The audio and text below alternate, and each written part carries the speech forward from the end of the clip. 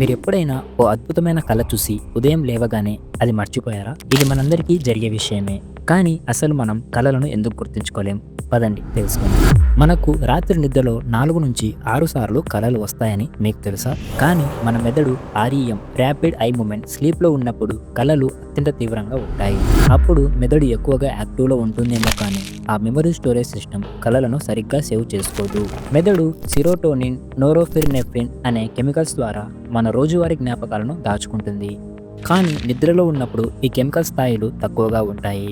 దీనివల్ల మన మెదడు కలను స్టోర్ చేయడంలో విఫలమవుతుంది. అయితే కొన్ని కలలు మాత్రం మనకు గుర్తుంటాయి కదా, అవి ఎక్కువగా భయంకరమైనవి, భావోద్వేగకరమైనవి. కారణం స్ట్రెస్ లేదా ఆకస్మిక మైండ్ యాక్టివేషన్. అంటే గాఢమైన భావోద్వేగాలు కలలను మెదడు ఓ హార్ట్ మెమరీలా స్టోర్ చేస్తుంది. అయితే మనం కలలు గుర్తుపెట్టుకోవాలంటే ఏం చేయాలి? నెంబర్ 1, నిద్ర లేవగానే వెంటనే కలను రాసుకోవడం. నెంబర్ 2, నిద్రకి ముందు నాలో కలలను గుర్తుపెట్టుకునే సామర్థ్యం ఉంది అని ఆలోచించడం. నెంబర్ 3, గాఢంగా నిద్రపోవడం, మైండ్ రిలాక్స్ అవ్వడం.